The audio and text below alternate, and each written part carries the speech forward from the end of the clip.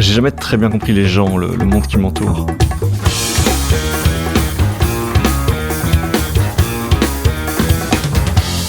Bon, là c'est l'occasion d'essayer. Je suis Guillaume Haché, vous écoutez 70 minutes avec.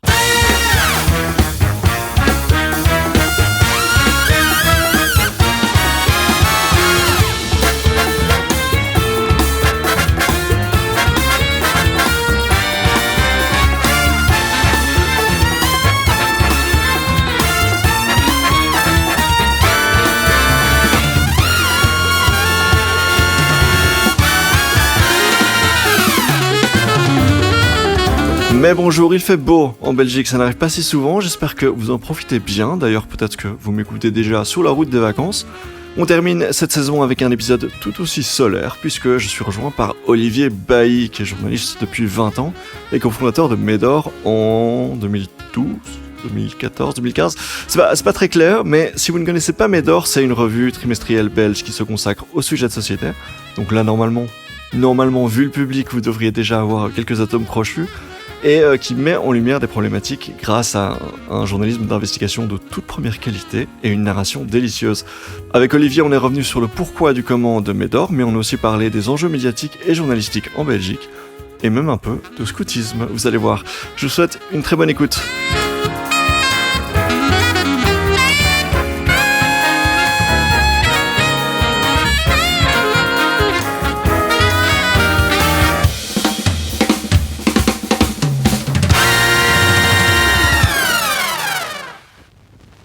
Et j'ai le plaisir d'être aujourd'hui avec Olivier Bailly. Salut Olivier. Salut. Olivier, mais on va parler aujourd'hui ensemble de journalisme pour clôturer cette saison. Tu es journaliste indépendant depuis 20 ans, cofondateur évidemment de Médor, déjà depuis 10 ans. Tu coordonnes à l'IEX un master en horaire décalé, tu nous reparleras de ça peut-être un peu plus tard. Tu as 2 prix Belfius à ton actif, 2 documentaires sur le surendettement et sur Ikea, et tu es l'auteur de 4 romans. Je sais pas comment tu as le temps de faire toutes ces choses en même temps, mais 4 romans, donc depuis tu écris depuis combien de temps déjà? Depuis 20 ans aussi à peu près. Mais environ, je suis sorti de l'IEX, donc l'école de journalisme en 97, et donc depuis j'écris. Voilà. Et donc tu écris autant en journaliste indépendant directement, tu n'as jamais travaillé dans une rédaction proprement parler. Alors j'ai été engagé à un moment donné au CNCD Opération 11-11-11, donc la plateforme des organisations de solidarité internationale, et là j'avais un mi-temps qui était un mi-temps de journaliste pour un magazine qui n'existe plus, qui s'appelle Demain le Monde, qui est par ailleurs fusionné avec Imagine. Et voilà, c'était ma seule expérience en tant que salarié. Le reste du temps, c'était en chômeur ou indépendant. Ouais, j'ai aussi toujours été ou presque toujours été indépendant. Qu'est-ce que ça dit de toi, en fait, le fait que tu n'aies jamais voulu vraiment intégrer la rédaction de, je sais pas, RTL le soir, La Libre, etc. Alors, c'est gentil de croire qu'ils m'ont fait une offre. Ah oui, c'est ça, oui. Qu'est-ce que ça dit du secteur et de la précarité, le fait que tu n'aies jamais eu d'offre là-bas? Je pense que il y a deux paramètres. Il y a la société et moi. Je pense que peut-être que je ne correspondais pas à ce que les rédactions recherchaient au moment où j'aurais pu être engagé dans l'une de ces rédactions. Et je crois aussi que quand je me suis retrouvé sur le marché du journalisme en 2003, on était en plein virage web, Internet, absolument, et je pense qu'il y avait aussi une frénésie à ce moment-là, comme on peut l'avoir par rapport à l'intelligence artificielle maintenant, par rapport à un nouveau média qu'il fallait maîtriser, qui demandait de l'urgence, qui demandait de la réactivité, qui demandait d'être extrêmement rapide sur la balle, et ce qui n'est pas du tout à la fois le journalisme que moi je voulais faire, et ni même mes compétences. Je crois que ça a joué aussi dans le fait qu'à un moment donné, je n'avais pas forcément ma place dans ce type de journalisme. Dès le départ, tu avais une préférence marquée pour alors le journalisme d'investigation, le fond, le travail sur la durée? Alors j'ai toujours eu une appétence pour le journalisme, en effet long. Pas forcément que l'investigation, ça peut être du récit, mais alors j'ai travaillé à un moment donné tout de même pour les pages bruxelloises du soir, donc j'ai quand même fait du journalisme quotidien, mais c'est toujours en indépendant alors. Et toujours en tant qu'indépendant, mais c'est sûr que j'ai toujours privilégié le fait de pouvoir développer plutôt des projets journalistiques qu'une carrière ou des articles. Et d'où est-ce que ça te vient alors ce profil-là de préférez nettement le travail sur le long terme, la profondeur, plutôt que... Je pense qu'on fait des choix à un moment donné, qu'on est porté par des envies de contribuer à la société, et que moi, ma manière de trouver une place, j'ai pas de fascination pour le journalisme, par exemple. Je suis pas, quand j'étais petit, je voulais pas être absolument journaliste coûte que coûte. Donc c'était très clair quand j'ai terminé pour moi mes études à l'IEX, dans lequel on fait un mémoire pratique, un mémoire théorique. Donc ce sont des choses qui nous inscrivent dans le long, où à un moment donné on développe des projets pendant 1 an ou 6 mois. Et là c'était assez évident pour moi que c'était ce que je voulais faire, et qu'en aucun cas un autre type de journalisme qui peut être un journalisme... Alors, j'ai pas de problème avec le journalisme réactif et rapide, parce que c'est un journalisme que je consomme beaucoup aussi, et qui est une forme de journalisme de veille pour lequel j'ai beaucoup de respect. Mais par contre, qui peut, à un moment donné, dans de mauvaises conditions de travail, produire un journalisme médiocre, parce qu'on ne respecte pas la déontologie et les méthodologies journalistiques. Et il était clair pour moi que je voulais pas faire ce type je voulais pas gâcher, en fait, le métier. Donc, je voulais faire quelque chose de bien. Et encore maintenant, en fait, je crois que ce qui m'importe, c'est plus le processus, la manière de travailler qui s'approche de l'artisanat, même si après, on peut en discuter du mot, que véritablement de faire du journalisme. Et donc, tu expliquais que voilà, le journalisme ne te passionnait pas quand tu étais plus jeune. Et finalement, si je comprends bien, tu voulais surtout un impact sociétal, et tu aurais pu le faire peut-être autrement. Mais je suis pas sûr que je suis un être à ce point réflexif qui fait qu'à mes 18 ou à mes 20 ans, je me dis, tiens, je prends telle position dans la société. Je crois que je voulais surtout, j'ai toujours eu une forme de, à la fois besoin d'exprimer des choses par rapport à la société, tout en me tenant en retrait. Et c'est un peu la position de nouveau de l'artisan. De l'observateur, surtout. De l'observateur, c'est-à-dire apporter quelque chose, assumer tout de même son regard, assumer cette envie de contribuer à la société, de la raconter, tout en disant que ma personne est quelque chose qui doit se situer en retrait, parce que c'est plutôt les faits observés qui ont une valeur.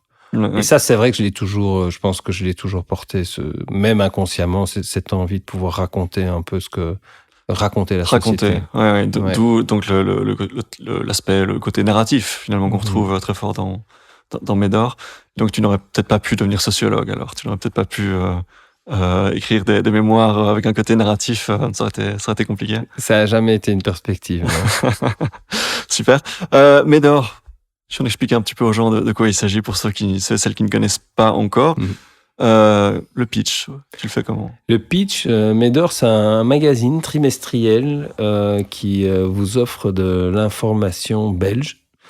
Information qui est, moi, c'est ce que j'appelle du journalisme pièce à conviction, c'est-à-dire qu'on travaille sur les faits. On ne fait pas d'humeur, on ne fait pas d'analyse, on ne fait pas de commentaires, on ne fait pas de carte blanche, on ne fait pas d'opinion. Vous ne faites pas d'interview non plus? On fait une interview. On fait une interview, mais entre la seule page plus subjective, je vais dire, où on va amener une forme de commentaire, c'est l'édito. Le reste, en fait, ce sont des investigations, des récits, des reportages longs. Il y a une interview, il y a une BD. Et donc, c'est une manière de justement alimenter notre territoire belge, en le regardant, en y allant, en mettant nos bottes pour aller dans la boue, et en racontant la Belgique que l'on rencontre.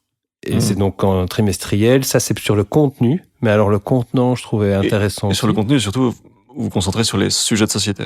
Sur les sujets de société, oui. Un petit peu, comme voilà. Certains podcasts. Voilà. On n'a pas une ligne éditoriale où on va dire on va traiter spécifiquement d'une matière, on va mettre vraiment l'accent sur l'environnement, le politique, l'économique, le sport. On prend tout ce qui va avoir un lien avec la société belge. Mais pour expliquer Médor, ce qui est important aussi, c'est que donc ça c'est le contenu, mais le contenant est aussi important. Donc on s'est créé en coopérative.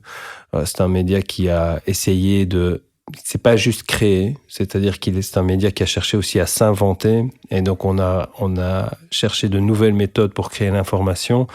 Avec l'élément le plus évident, c'est la rédaction tournante. Donc il n'y a pas de rédacteur ou rédactrice en chef dans Médor, ce sont des duos qui tournent numéro après numéro et qui apportent du coup un nouveau regard, une nouvelle manière de à un moment donné, traiter la ligne éditoriale de chacun des numéros.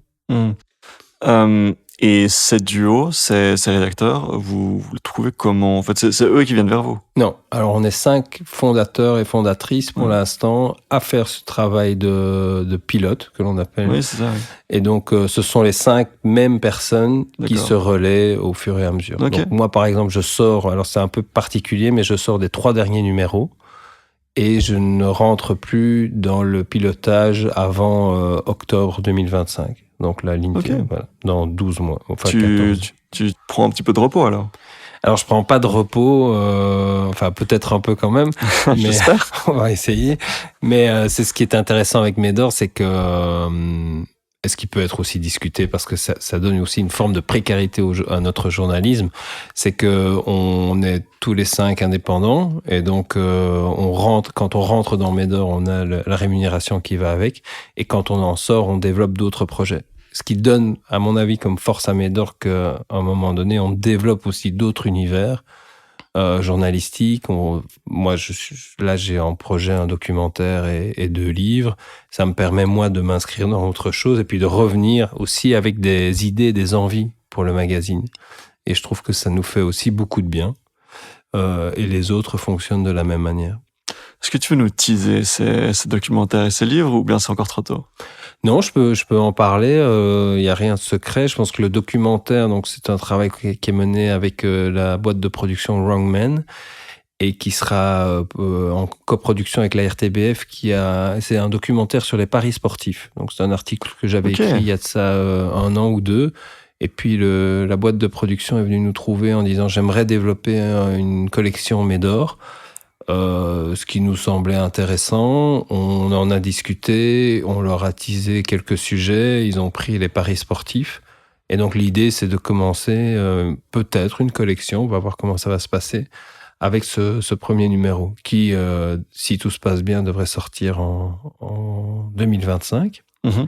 Et puis les 2 projets de livres, le premier, c'est un livre une forme de biographie de François Collinet, qui à la fois est un ami, un journaliste, un sociologue, un sexologue, et qui a aussi comme identité d'avoir vécu toute sa vie en chaise roulante, puisque dès sa naissance, donc il a eu un handicap cérébral moteur. Et ce qui est intéressant chez François, c'est qu'il doit réinventer tout ce qui peut sembler être la norme.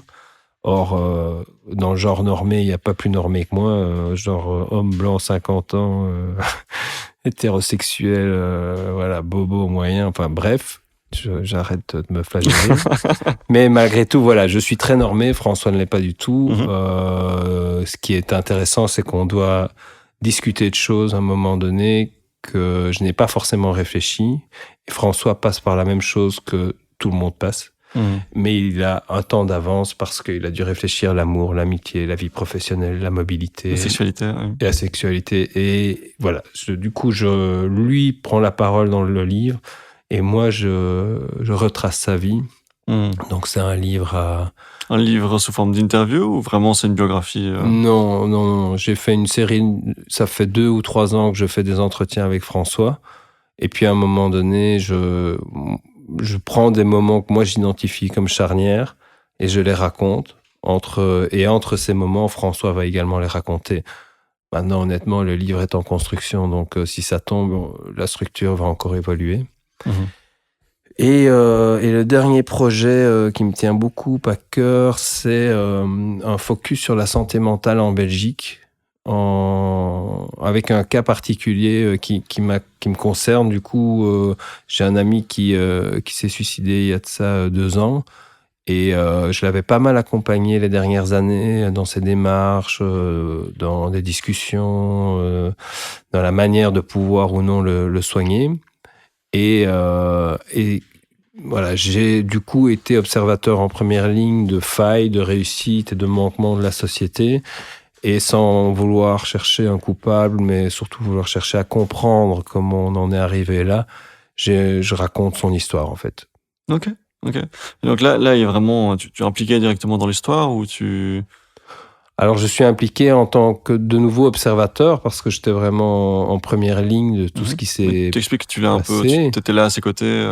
Donc, je vais tout de même utiliser ma présence, mais de manière... Enfin, je suis pas du tout le sujet, évidemment. Non, La manière... Mais par contre, comme c'est mon ami, je me positionne tout de même comme étant la personne qui était à côté de la personne que je raconte, ouais. Je remarque que tu travailles... donc les exemples que tu as donnés, c'est donc sous forme de livres. Tu t'es jamais intéressé à d'autres formats, par exemple des reportages, des documentaires en vidéo Alors, j'ai tendance à vouloir... J'aime beaucoup écrire. J'aime par ailleurs beaucoup lire également. Je crois que c'est vraiment mon média de cœur. Et j'ai pas cette appétence de vouloir faire de la radio, de la télé, du web, de la data. Alors c'est peut-être un manque de curiosité, mais tu en écoutes. J'en écoute et j'en regarde. Mais je suis avant tout, en effet, pour l'écrit, le récit long. Et je m'y sens bien, en fait.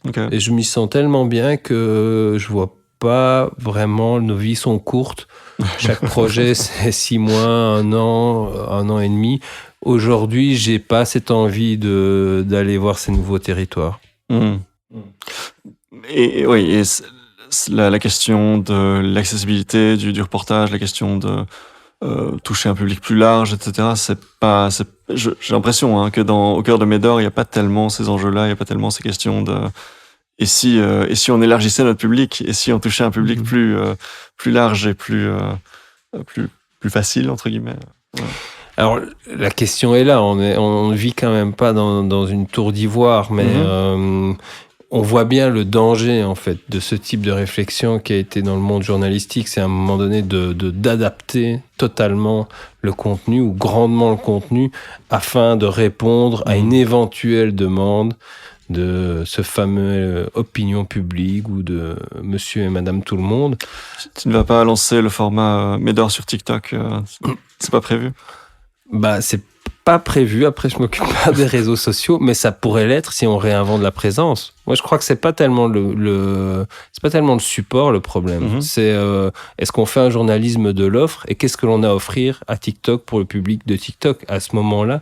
Si on a quelque chose d'intelligent, qui réinvente le genre, pourquoi pas. Mais par contre, ça doit être réfléchi. Ça n'a aucune... Commencer à diffuser pour diffuser dans un seul but, à un moment donné, d'augmenter notre notoriété, ce qui par ailleurs est toujours un échec quand on fait une démarche aussi simplificatrice. Ça n'a pas beaucoup de sens, en fait. Je crois que l'idée, c'est de faire d'un journalisme de l'offre, de faire quelque chose qui nous intéresse, d'avoir le pari que des personnes vont s'y intéresser, et c'est le cas. Et tout de même de rendre la chose accessible. Mais on va pas faire des articles de 1000 signes parce qu'on part du présupposé que les personnes ne lisent plus. Et donc en 10 minutes, on a déjà vraiment une bonne idée de ton profil. Le sujet de fond, pas tellement intéressé par élargir le public, plutôt un grand amateur de l'écrit, autant pour la lecture que pour l'écriture.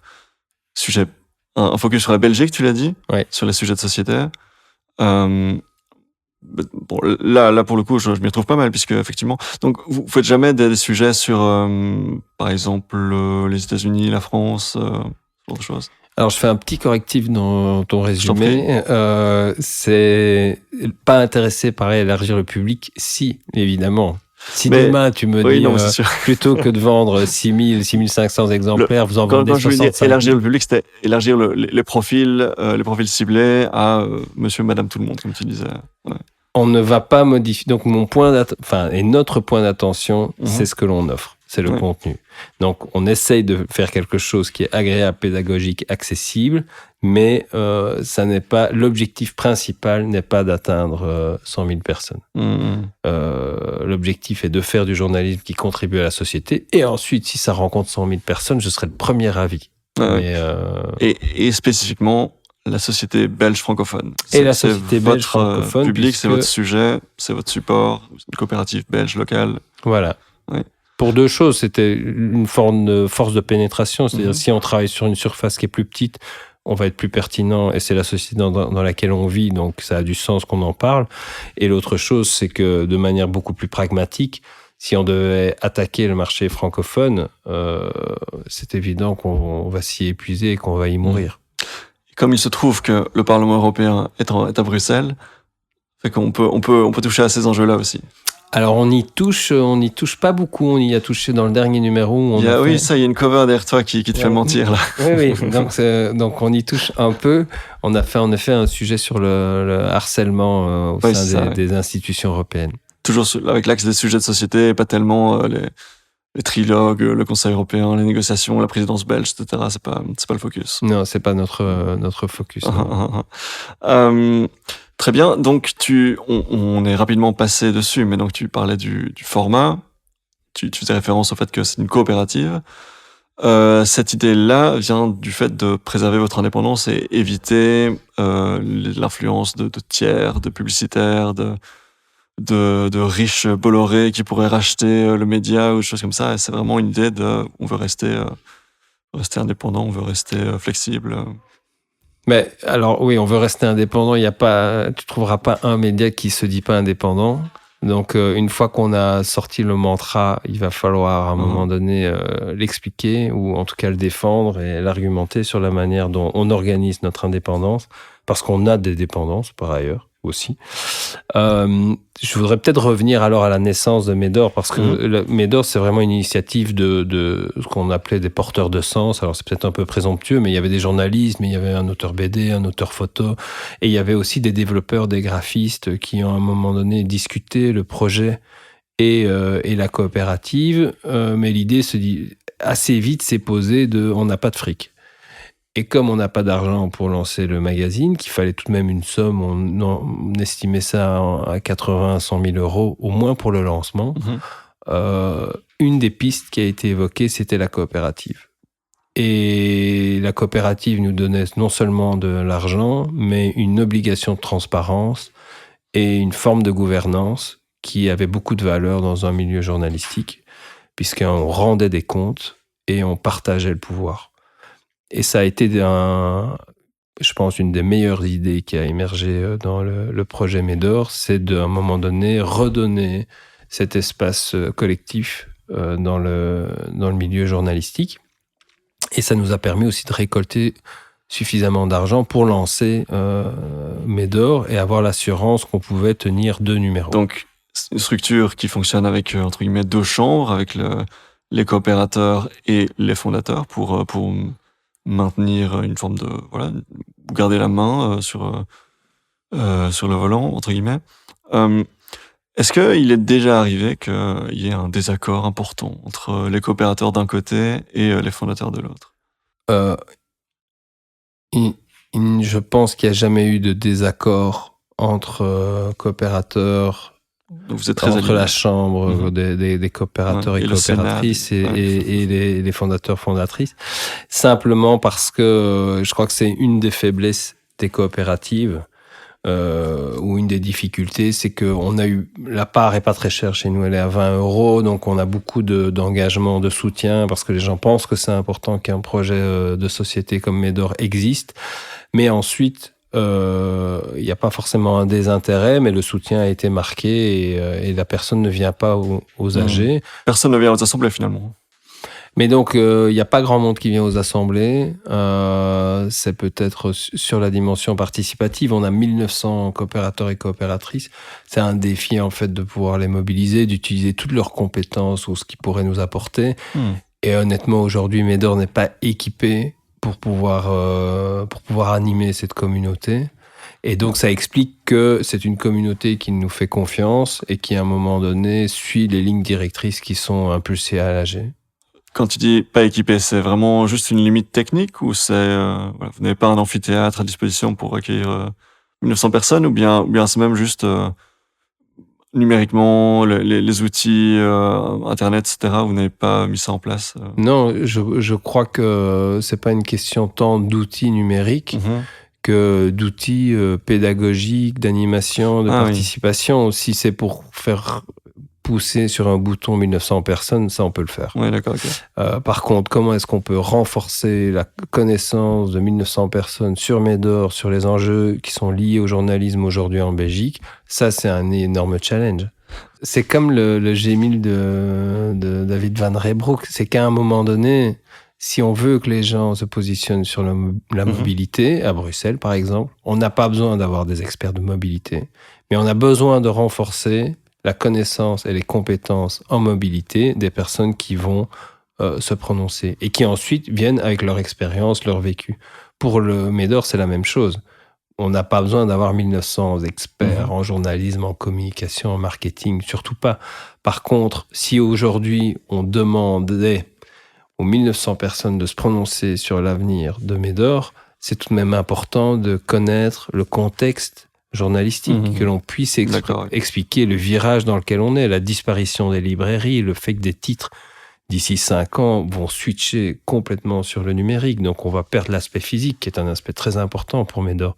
Comment est-ce qu'on se réinvente en fait dans ce paysage qui dans 5 ans sera complètement différent? Ce que tu dis là, c'est un scénario fictif ou bien c'est acté, le physique va disparaître? Non, pour Médor. Pour Médor, certainement pas. Mais dans le paysage aujourd'hui journalistique et notamment dans la presse papier, on voit bien que les locomotives qui font qu'il existe encore des librairies sont en train de... en perte de vitesse. D'une perte de vitesse ou d'une vitesse qui reste la même mais qui est en train de switcher avec un public qui utilise de plus en plus son smartphone et consulte de plus en plus les quotidiens ou les hebdomadaires sur son téléphone. À partir de là, comment est-ce que les librairies vont tenir? Si les librairies ne tiennent plus, comment Médor va retrouver des points de vente et comment Médor va réussir à continuer à être physique, ce qui est quand même une dimension importante pour un trimestriel. Donc, ouais, ça, il faut que un minimum les coopérateurs et les infos avant de pouvoir commenter, avant de pouvoir contribuer sur les décisions à prendre. Les informations, il faut qu'on puisse échanger dessus. C'est pas juste une forme de transmission de documents. Il faut qu'on soit sûr qu'on puisse à un moment donné nourrir la réflexion, que les gens puissent poser leurs questions, qu'ils puissent assimiler la matière. Et vous avez des projets là-dessus, à court terme, long terme, pour améliorer ça, ou bien vous n'avez pas le temps, vous n'avez pas l'énergie? Honnêtement, je pense que c'est un autre métier. D'accord. Je crois que ce serait extrêmement précieux pour Médor. Mais compte tenu de la situation et de nos limites, je crois qu'aujourd'hui, on ne peut pas développer la coopérative, ou en tout cas animer la coopérative. Et ce serait, je crois, au détriment du coup du cœur de métier de Médor, qui est le journalisme. Mais donc ma question au départ, de savoir s'il y avait des conflits au niveau des décisions entre les coopérateurs et les fondateurs, ta réponse finalement, c'est de dire la coopérative, surtout là, en tant que structure, presque structure économique, quoi. C'est le soutien et pas tellement l'éditorial. Alors, c'est certainement pas l'éditorial, puisque l'éditorial, c'est véritablement en rédaction que cela se passe. Donc, la coopérative est le véhicule qui permet à la revue Médor d'exister, au magazine Médor d'exister. Donc, il n'y a pas d'intervention éditoriale dans la coopérative. Par contre, il peut y avoir des interventions sur le projet en tant que tel, mais le projet dans sa diffusion. De pouvoir dire à un moment donné, on voudrait switcher Médor complètement en numérique. Ou en mensuel. Ou en mensuel. Sans doute que l'AG pourrait se prononcer sur cette dimension. Mais elle se prononce aussi sur les comptes, sur la manière dont le projet se développe. Donc vraiment, le business, c'est pas tellement éditorial. Voilà. Est-ce qu'il faut de la publicité dans Médor, ce genre de discussion-là, ok. Mais concrètement, ça n'arrive pas tellement. Puisque tu disais, la coopérative n'est pas vraiment assez développée pour que ces discussions puissent avoir lieu. C'est avant tout une coopérative de soutien. Ouais, c'est ça. Ouais. Et au départ, vous aviez cet espoir? Alors, il y a des initiatives comme un média allemand qui s'appelle Crowd Reporter qui parvient à utiliser les coopérateurs et les coopératrices, par exemple en leur demandant où ils sont localisés. Alors ça, c'est une information que l'on a. Et quels sont leurs sujets où ils ont des compétences spécifiques. Et donc, ils ont une base de données incroyable pour, à un moment donné, solliciter de manière assez précise des personnes qui disent « Moi, j'ai une expérience en tourisme, ils font un papier sur leur tourisme, ils vont chercher dans leur base de données, ils disent « On a 30 personnes là qui s'identifient comme experts. » On n'a jamais mis ça en place de notre côté. Et on avait, à partir du moment où on n'a pas cherché ces compétences chez nos coopérateurs et coopératrices, c'est évident qu'on on ne parvient pas à les mobiliser. Est-ce que c'est un regret que tu exprimes ou est-ce que... C'est une limite. Je crois que c'est une limite que j'exprime. Mm-hmm. C'est sûr je dis pas qu'on est assis sur un trésor, mais parce que jusqu'à présent, quand on parle de la coopérative, tu dis, finalement, les coopérateurs, c'est surtout une forme de soutien. Les coopérateurs, chez Crowdreporter, ils arrivent à faire quelque chose avec ça. Nous, pas tellement. Donc, c'est pour ça que je demande s'il y a une forme de regret dans ce que tu exprimes ici, ou bien si c'est un choix assumé de dire, non, on ne veut pas tout ça. Alors, c'est pas un regret, c'est donc à la fois le fait de dire ça reste la forme qui devait être utilisée pour créer Médor, et qui ensuite a été repris par d'autres. On a clairement des limites par rapport à l'exploitation de ce que l'on pourrait faire avec les personnes qui nous soutiennent. Et c'est pas un regret, mais à ce stade-ci, c'est un choix pragmatique. Si on dédie 3 personnes à l'animation de cette coopérative, ce qui me semble un minimum pour 1900 personnes, si on veut le faire bien, correctement, avec de vrais échanges structurés, à ce moment-là, ces 3 personnes, c'est les 3 personnes qui s'occupent ici de l'abonnement, de l'administratif, des factures, de la promo, de la com. Et donc, on va devoir retirer toutes ces fonctions. En fait, c'est pragmatique. Il n'y a pas de choix possible, en fait, par rapport à la situation de Médor. On a 3 personnes qui sont employées. C'est impossible, dans l'état actuel des choses, d'en dégager une ou de créer 1 ou 2 nouveaux postes pour animer la coopérative. Et donc, de façon très pragmatique, puisque tu constates que ce n'est pas possible, vous constatez que c'est inatteignable, du coup, pas de regret. C'est ça que tu dis. Oui. Voilà, ok. C'est très, très pragmatique, très lucide. Mais donc, revenons aux origines en 2012. Sur toutes ces années, quels sont les articles et quelles sont les enquêtes qui t'ont marqué, dont tu te souviens le plus? Si je te demande les greatest hits que te concernant personnellement, sur lesquels tu as pu travailler et qui t'ont marqué humainement. Il y a forcément le lancement de Médor, donc la première enquête qui traitait d'une entreprise pharmaceutique liégeoise, Mitra, un article qui était rédigé par David Leloup. Donc c'était dans le premier numéro. Il se fait que Mitra nous a attaqué en justice. Il y a eu une procédure qui fait que la justice a empêché à un moment donné de Médor de sortir. Et cette enquête m'a forcément marqué. Alors, le contenu était remarquable, mais c'était aussi l'effet que ça a provoqué. Donc, on a eu des huissiers de justice qui sont venus sonner à nos portes. On a eu un risque d'amende qui montait jusqu'à 500 000 € pour le premier numéro. On a eu une mobilisation autour de nous. On a vu à quel point le fait d'avoir réfléchi le projet pendant 3 ans nous rendait extrêmement robustes et cohérents dans la manière dont on présentait le projet, alors que c'était notre premier numéro. Donc ça a été évidemment quelque chose de très marquant. C'est pour ça que tu dis 2012, parce que donc Médor fondé en 2015. Donc Médor a 3 dates de naissance, je vais dire. Il y a une première date, c'est en août 2012. C'est la première réunion de personnes qui se disent tiens, on ferait bien un truc, okay. Et on réunit autour d'un spaghetti bolo et on se dit qu'est-ce qu'on ferait. Ça, c'est au mois d'août 2012, je me souviens plus de la date exacte. Et puis, il y a le 4, au bout de 2 ans de réflexion et d'échange, il y a la création de la coopérative qui est le 4 juillet 2014. C'est ça, ouais. Et au moment où la coopérative est créée... Donc, c'est vraiment... C'est maintenant que vous faites 10 ans. Ça, c'est les 10 ans. Ouais, mais on va encore faire les 10 ans l'année prochaine de Médor. Parce qu'une fois que la coopérative a été créée, on a pris nos bâtons de pèlerin. J'avais pas calculé le timing pour les 10 ans, mais on va dire que j'ai calculé le timing. Voilà. J'ai absolument calculé le timing. Ce n'est pas une coïncidence. Et donc, juillet 2014, c'est bel et bien la naissance de la coopérative. Et puis, quand la coopérative naît, on prend notre bâton de pèlerin, on a une quinzaine de personnes Et on va voir des gens en leur disant est-ce que vous voulez être soit rentrer dans la coopérative, soit vous abonner au projet. Parce que nous, on ne va pas travailler bénévolement. Donc, on a besoin déjà d'un soutien financier. Et au bout d'un an, on avait suffisamment d'argent pour faire 2 numéros. Et on a lancé le premier numéro de Médor, sort, je pense, en novembre 2015. Ce pourquoi on va encore fêter nos 10 ans l'année prochaine. Donc, et parce qu'on aime bien faire des fêtes aussi. Bah oui, je m'en doute. Et donc, pour revenir, pardon, je t'ai interrompu, mais donc sur ce... Est-ce que tu appellerais ça une procédure Bayon, la pression qui a été exercée par ce groupe pharmaceutique? C'était très clairement une procédure Bayon. C'était la volonté de nous empêcher de sortir sous un argument qui nous paraissait complètement aberrant, c'est-à-dire que l'article allait avoir un impact sur la santé économique de l'entreprise pharmaceutique. Mm-hmm.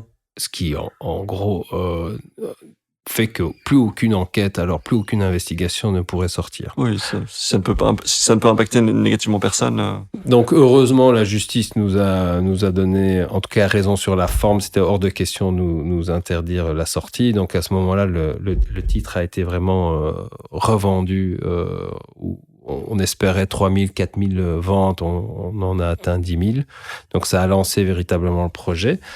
Voilà, sinon dans les enquêtes qui ont marqué ou les sujets qui ont marqué, moi en récit, j'ai beaucoup aimé le récit de d'Anne-Cécile Huard sur Madame Martin, qui est sa voisine, qui est atteinte d'un syndrome de Gilles de la Tourette, mais ça parle de solitude, de solitude de personnes âgées en milieu urbain, et il se fait que sa voisine décède. Et que le récit continue pour voir à un moment donné à quel point on s'en rend compte, à quel moment, quels sont les métiers qui interviennent dans l'accompagnement de ces gens qui n'ont jamais été accompagnés. Et pourquoi est-ce que cette enquête t'a marqué? Alors, c'est pas une enquête, là, enfin, je dirais plutôt un récit. Voilà, oui. Parce en anglais, on dirait cette story. Ouais. On va éviter ça. Parce que ça touche au Graal journalistique, selon moi, qui est d'à travers le singulier, réussir à raconter l'universel, ou à nous raconter, en fait. À travers Madame Martin, on raconte des enjeux de société qui sont la vieillesse, la solitude, comment accompagner, comment faire société avec des personnes plus âgées, comment faire en sorte que les personnes isolées, si elles ne souhaitent pas l'être, ne le soient pas. On peut être solitaire, mais on peut aussi souffrir de solitude. Donc, comment faire en sorte que ces personnes ne soient pas mises sur le côté et qu'on ne découvre pas leur corps, comme c'était le cas pour Madame Martin, je pense, 3 ou 4 semaines après le décès. Et donc, c'est ce qui m'a marqué, outre la qualité de la narration, ce qui m'a marqué, ou ce qui me touche, c'est cette capacité, à un moment donné, à nous raconter à travers des histoires singulières. Vraiment l'empathie, on touche à quelque chose d'humain, de profondément universel, comme tu dis. Oui. Ouais. Et je pourrais aussi citer l'article d'Eric Walravens où il nous avait parlé de sa volonté de parler de la réinsertion de personnes prisonniers. Et on dit ok, mais il faut que tu trouves une méthode, comment on va raconter. Il a mis 2 ans pour trouver des contacts, pour avoir l'autorisation de se retrouver à un moment donné au parloir avec un prisonnier, et le récit se passe pendant 8 rencontres où il discute avec ce prisonnier. On n'est jamais dans quelque chose qui est très théorisant sur la réinsertion. On reste très proche de ce personnage. Et on comprend que ça va pas fonctionner parce qu'il a vécu une grande partie de son existence en prison, de récidive en récidive, il se retrouve incarcéré et lui-même le dit, dès que je vais ressortir, il y a quand même beaucoup de chances que je revienne en prison. Et on voit à travers son parcours et à travers la qualité aussi du récit d'Eric, on voit à quel point à un moment donné la réinsertion est un défi de longue haleine, qui demande aussi beaucoup d'accompagnement, de structure. Très souvent, dans la ligne éditoriale de Médor, finalement, on retrouve les sujets dont personne n'a vraiment envie de parler, les questions un petit peu embarrassantes, finalement, de qu'est-ce qu'on fait avec la vieillesse, qu'est-ce qu'on fait avec les personnes à réinsérer dans la société après une peine de prison. C'est des choses dont les gens ne sont pas forcément hyper à l'aise. Alors, Je pense que nous sommes quand même beaucoup de médias à le traiter. Je crois que dans les deux sujets que je viens de mentionner, c'est l'approche aussi qui fait à un moment donné. Je disais pas que c'était spécifique à Médor, mais Mhm. ça fait partie de l'ADN. Oui, oui, oui. Ouais. Oui, oui. Ouais, je crois que ça fait partie de l'ADN aussi du journalisme. C'est qu'à un Mhm. moment donné, c'est de raconter la marge, raconter les périphéries pour réfléchir. Parce que si on raconte toujours le centre, en fait, le centre a toujours la parole. Les dominants ont toujours la parole. Donc, je crois que ce qui caractérise aussi peut-être Médor, c'est que je crois que pour finir, on s'intéresse peu au pouvoir. Je crois qu'on s'intéresse et on s'intéresse peu aux gens qui ont le pouvoir. Donc, est-ce qu'il faut comprendre que alors les personnes qui travaillent dans la presse et qui couvrent le centre, le pouvoir, qui ne vont pas aller chercher du côté des marginaux, du côté de ceux dont on ne parle pas, euh, on entend presque dans ce que tu dis que ce ne sont pas vraiment des journalistes. C'est un peu ta conviction? Oula, pas du tout, non, non, Non, non, parce non, que pas tu du dis, tout, non, non, le non, journalisme non. est défini par ça. Oui, je te provoque un peu. Hein. Non, là, non, Je fais exprès de toujours un petit peu mal comprendre ce que tu dis, mais tu exprimes que c'est une exigence dans le journalisme de travailler de cette manière. non, non, c'est une exigence dans notre journalisme, Oui, c'est donc ça. dans le journalisme de Médor, mais qui est un journalisme qui est le journaliste de Florence Aubenas. On pourrait même remonter à Nelly Bly et Albert Londres. Mais c'est un journalisme narratif, George Orwell. C'est un journalisme narratif qui fait qu'à un moment donné, on donne beaucoup de temps, beaucoup de place, beaucoup de densité aux personnes qui, en effet, étaient en marge ou qui sont dans l'ombre. C'est un journalisme qui a sa valeur, mais par contre, et donc, il y a quand même très peu de chances, ou de moins en, je pense, qu'on, par exemple, dédie une interview à des gens qui ont déjà beaucoup la parole médiatique, parce qu'on ne va rien apporter. Où on ne va pas apporter grand-chose. Mais par contre, que je reviens, c'est un journalisme plus quotidien, ou un journalisme d'analyse, ou un journalisme hebdomadaire qui, pour moi, a tout à fait sa place et que je lis et qui Journalisme de veille, comme tu disais. et qui me nourrit. Donc, je voudrais surtout pas que tout le monde fasse du Médor ou que sais-je.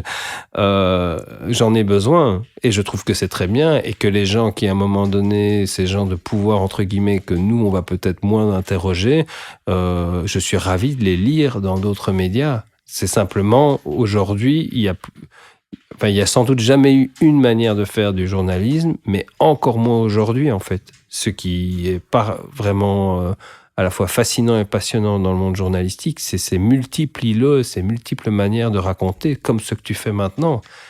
Je crois qu'il y a 20 ans, ton émission radio ne pouvait sans doute pas exister parce que tu avais besoin d'une plateforme qui allait te relayer. On allait te demander peut-être des formes d'exigence. Est-ce que tu es journaliste? Est-ce que tu peux faire un format plus court? Or, on se rend compte qu'aujourd'hui, pour ce type de format, il y a un public. D'abord, il y a des plateformes qui existent, il y a des supports qui existent, et puis il y a un public qui existe pour un 70 minutes. Et que c'est très bien que 70 minutes avec existe à côté du journal parlé de la première, ou de France Inter, ou que sais-je, qui va être dans un style tout à fait différent. Au-delà des questions je suis tout à fait d'accord, j'approuve l'existence de 70 minutes avec, personne ne sera surpris. Au-delà des questions de format, de durée, etc., il y a aussi la question de la ligne éditoriale. Si d'aventure, parfois, je retrouve des membres de ma famille qui habitent à Aulnay-Saint-Pierre et que je regarde un petit peu les médias qu'ils consomment, je vois, et c'est le problème du journalisme, enfin le problème de la consommation médiatique depuis 20 ans, mais enfin ça s'accélère de plus en plus depuis encore plus longtemps que ça, hein, c'est la polarisation, hein, on vit dans des réalités assez différentes quand on consomme Médor, quand on consomme 70 minutes avec, et quand on consomme juste... en l'occurrence, c'est pas celui-là, mais CNews ou les news ou LN24, etc., où on a un prisme, un regard sur la réalité qui est très différent. Quel est ton regard là-dessus, sur l'évolution de cette polarisation et du rôle des médias, par exemple comme Médor, mais aussi les autres, l'évolution sur ces 20 dernières années, 10 dernières années? Mais alors, pour moi, il y a deux types de polarisation. Là. Le premier type, qui je pense n'est pas encore si prégnant en Belgique, qui est la polarisation politique, qu'on va retrouver beaucoup plus en France, où on a des médias qui sont beaucoup plus situés. On tend vers ça tout doucement. Alors, surtout en Flandre et un petit peu en Belgique francophone aussi. On tend vers ça, c'est vrai. On voit par exemple la Libre qui se positionne de plus en plus en centre droit, avec des éditos ou en centre droit, ou peut-être encore un peu plus à droite, avec des éditos qui assument clairement cette... en tout cas, à travers les éditoriaux, on voit donc, pour être très très concret, hein, on parle de...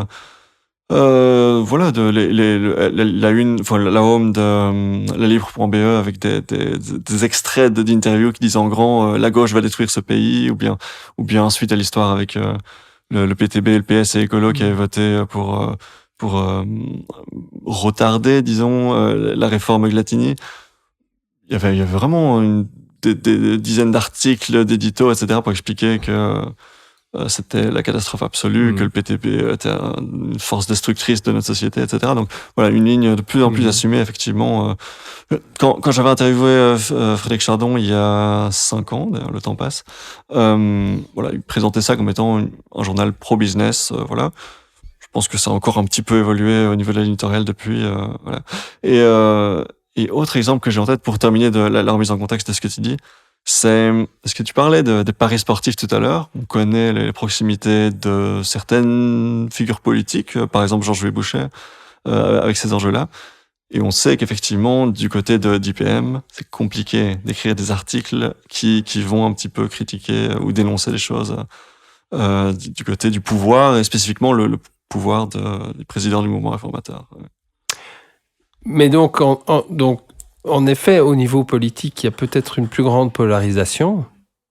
Qu'autrefois, oui. Mais pas autant qu'en France. Qu'autrefois, pas autant qu'en France. Et aussi, je pense que le journalisme est là le reflet de la société, d'un moment donné, d'une polarisation aussi dans les discours au niveau politique. Les corps intermédiaires sont de plus en plus malmenés, qu'on parle du monde associatif, du monde syndical ou de la presse, ou même de la justice, la police.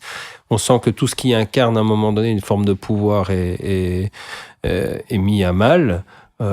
Pour de bonnes raisons et parfois de moins bonnes. Donc le journalisme participe à ça. Et puis il y a quand même une autre forme de polarisation, c'est on a des gens qui sont surinformés, bien informés, qui vont acheter 4 magazines, qui vont lire 3 quotidiens et qui sont abonnés par ailleurs à deux podcasts qui vont suivre.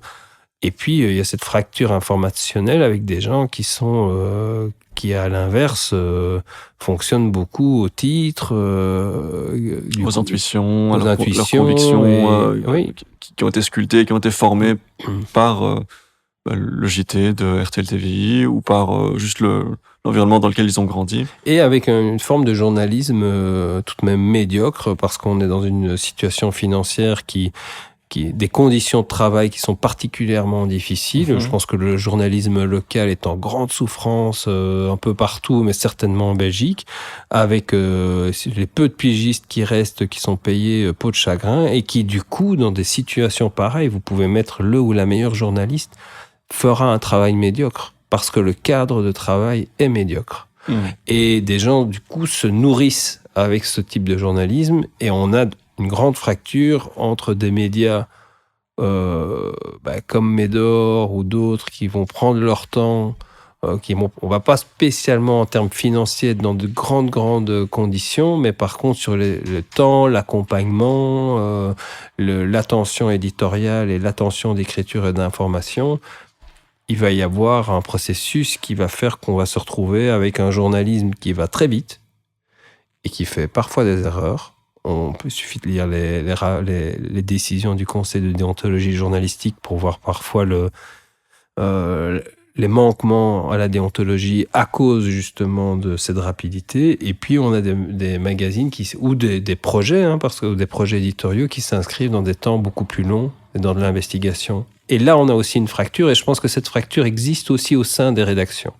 On voit dans Le Soir et La Libre, par exemple, qu'il y a des pôles investigations qui sont mis en avant, Je crains qu'à côté de ces pôles où les gens travaillent sur des projets longs, il y ait des journalistes qui sont plutôt des journalistes qu'on va appeler desk, qui traitent beaucoup de la dépêche et qui doivent par ailleurs remplir de plus en plus le journal.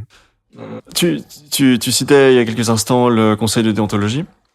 Quel regard est-ce que tu portes sur le conseil de déontologie journalistique aujourd'hui en Belgique? Est-ce que tu en es satisfait voilà, ils se réunissent de façon régulière, ils portent des décisions sur des contingents, des conflits, voilà, la déontologie de certaines journalistes qui sont remises en question. Est-ce que tu es satisfait du travail du conseil de déontologie journalistique aujourd'hui? Alors moi je trouve que c'est un formidable outil. En théorie, en pratique, ou tu le constates? En théorie et en pratique. Okay. Pour moi, il donne véritablement un cadre de travail.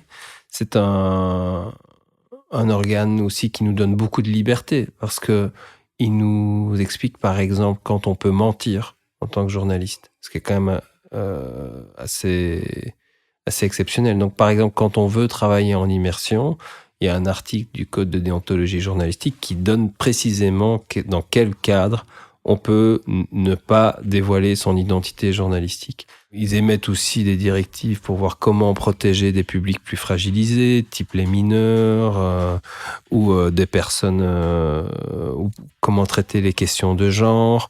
Et je crois que c'est quand même, ça manquait dans la profession, et notamment pour les indépendants, d'avoir ce type de support qui nous permettent de dire comment pratiquer le journalisme. Parce que pour finir, les écoles nous apprennent le contexte de l'information, le contexte politique, des techniques, véritablement dans le sens technique de prise de vue, mais toute la question de déontologie, la manière comment approcher à un moment donné une personne, si elle est fragilisée, si elle n'a pas conscience des médias, comment faire en sorte qu'elle soit consciente de ce qui va se passer, comment avoir un consentement éclairé, comment gérer l'anonymat. Ça pose un cadre et ça vous aide à ne pas faire de bavure à ce niveau-là? Moi, je trouve, oui, ça pose un cadre, ça nous aide à ne pas faire de bavure, ça nous aide à avoir des procédures, ça nous aide à respecter le droit de réplique, ça nous aide... pour moi, je lis de temps en temps des décisions du Conseil de déontologie journalistique, je vois la pratique d'autres journalistes, ce qui ne signifie pas de dire des bons ou des mauvais journalistes, mais d'identifier à un moment donné des situations de contexte qui sont toujours des situations singulières et qui font que des articles du code à un moment donné, non pas, mais c'est pas juste des articles du code, c'est le respect à un moment donné aussi des personnes n'a pas été effectif. Ok. Et aucune critique, aucune frustration par rapport à leur travail? De manière globale, on pourrait critiquer le fait que c'est du corporatisme, évidemment, puisque c'est pour finir des journalistes. Alors, il y a un peu plus, hein, c'est des éditeurs de la société civile, mais qui jugent des journalistes. Donc, on pourrait juger que c'est de l'entre-soi. C'est de l'autorégulation. Ce serait dans un autre secteur, je pense que je serais le premier à le critiquer, si des chocolatiers jugeaient des chocolatiers. Donc là, on a quelque chose c'est le système qu'il faut re-questionner. Sinon, je pense que ce serait bien qu'il soit renforcé pour que les décisions soient plus rapides. Ça ne relève pas du Conseil de déontologie journalistique. Et parce que toi, tu as des critiques par rapport au Conseil de déontologie, j'imagine. Tu essayes de m'amener quelque part, là. Bon, c'est précisément, je suis forcément biaisé, hein, mais est-ce que je ne dis pas une bêtise, je pense que tu connais 70 minutes avec parce que tu as écouté l'interview de Myriam, non? Il y a 5 ans, ouais. Bon, Myriam a eu quelques déboires avec le CDJ, notamment un certain blogueur qui l'attaque, la calomnie, certains diraient, je vais parler au conditionnel. Et là, le CDJ a dit, finalement, ça ne dépasse pas les règles, quoi. Ça passe. Et là, j'ai senti, et donc je pose la question sans avoir, malgré les apparences, sans avoir une idée de la réponse, est-ce qu'il y a un problème à ce niveau-là? Parce que la presse est très protégée, hein, en Belgique, le fameux délit de presse qui date déjà du 19e siècle, fait que, voilà, dans certains cas, quand je dis certains cas, ça couvre donc également les blogueurs, les tweets, etc., qui des fois, là, ça pose question de est-ce que la presse n'est pas un petit peu trop protégée? Est-ce que les règles ne sont pas un petit peu trop permissives? Ben, je connais pas le cas particulier, j'ai pas lu la décision concernant cette affaire particulière. C'est toujours... Moi, je pense que, sans doute avec des manquements, aujourd'hui, avoir cette institution qui observe le journalisme et qui est le garant, peut-être parfois maladroit ou incomplet, mais de ce code de déontologie, et qui le nourrit et qui le fait évoluer, ça me paraît, c'est évident que c'est une avancée pour la profession. Donc ça, c'est en théorie. Mais donc tu dis, en pratique, tu n'as pas constaté de manquement à ce niveau-là. Et en pratique, ça fonctionne. Oui. Je vais pas dire que chaque décision est une bonne décision. Et après, même quand le conseil juge qu'il y a un manquement, qu'il y a un problème, finalement, il n'y a pas vraiment de sanction. C'est pas comme si il y a une amende, que l'autrice était pénalisé pour ça. Alors, il y a un double regard, parce qu'il n'y a pas d'amende financière ou de privation à un moment donné de pouvoir exercer en tant que journaliste. Donc, on n'est pas impacté directement. Ouais. Mais dans un secteur précaire, on devient un mouton noir, peut-être. Tous les journalistes vont être attentifs à la décision du conseil de déontologie, parce que s'il y a bien une chose qui nous est précieuse et que l'on essaye de chérir, c'est notre crédibilité. Ouais. Si demain je me fais 7 fois crosser par le conseil de déontologie journalistique, c'est évident que les gens vont quand même commencer à se questionner sur à la fois ma méthode et du coup la pertinence de me lire. Donc il y a quand même une force symbolique qui n'est pas négligeable dans notre métier. Ouais. On parlait donc de l'évolution de la presse ces 10-20 dernières années, la polarisation, et on parlait de, finalement, un des constats sur lesquels Médor s'est basé pour se lancer, c'est, à l'époque en tout cas, l'absence de plateforme pour le journalisme d'investigation, qui est vraiment au cœur de Médor. Est-ce que aujourd'hui, tu trouves que ça a évolué? Est-ce que le journalisme d'investigation se porte mieux, voire bien, en Belgique francophone? Alors, grâce à Médor. Alors, pas grâce à Médor, mais le journalisme d'investigation en Belgique francophone se porte mieux qu'il y a 15 ans. Moi, ça me paraît une évidence. Il y a plusieurs choses par rapport à ça. C'est que il y a eu un élément important, ça a été la naissance d'un fonds pour le journalisme qui, à un moment donné, a permis à des journalistes indépendants ou salariés d'obtenir une somme suffisante pour travailler sur des sujets de société en Belgique. Tu parles des aides à la presse spécifiquement? Non, je parle du Fonds pour le journalisme. D'accord. Qui permet tous les 4 à 5 fois par an, on peut déposer un projet et si ce projet est financé, soutenu, on reçoit une somme, alors estimable en tout cas pour le milieu journalistique, qui va être avoisinée entre 5 et 15 000 euros pour avoir une fourchette large, et qui va permettre soit à un journaliste salarié de travailler sur ce sujet sur le long terme, et ou à un indépendant de travailler dessus. Ça a permis à des gens, dont moi, de rester dans la profession. C'est évident. C'est devenu à un moment donné une source qui nous a permis de travailler pendant 3 mois, 6 mois, 1 an sur un sujet. Ce fonds existe donc depuis, je pense, une quinzaine d'années. Il y a eu la cellule investigation qui a été créée au soir. Il y a une cellule investigation qui a été créée à la RTBF. Il y a une cellule investigation qui vient à l'instant d'être créée chez IPM. On a, pendant 15 ans, on a tout doucement abandonné cette frénésie du web qui était, à mon avis, l'âge adolescent du journalisme, où on devait publier beaucoup. Je me souviens que les médias créaient des newsletters quasi toutes les heures. Il y avait des rendez-vous qui étaient multipliés sur 24 heures parce qu'il fallait assumer ce flot continu qui mettait une pression terrible sur le journalisme. C'est quelque chose dont, je pense, les rédactions sont revenues, où de plus en plus, ils essayent de dicter elles-mêmes le tempo et la ligne éditoriale du média, quitte à abandonner certains sujets. Et le journalisme d'investigation permet de se distinguer des autres médias, d'apporter ses propres ressources, qui fait qu'on va sur le soir et pas chez IPM parce que c'est le soir qui a l'info sur le sujet. Tout à fait. Le soir a créé une cellule d'investigation qui a quand même sorti beaucoup Sur Netis, par exemple. D'enquête.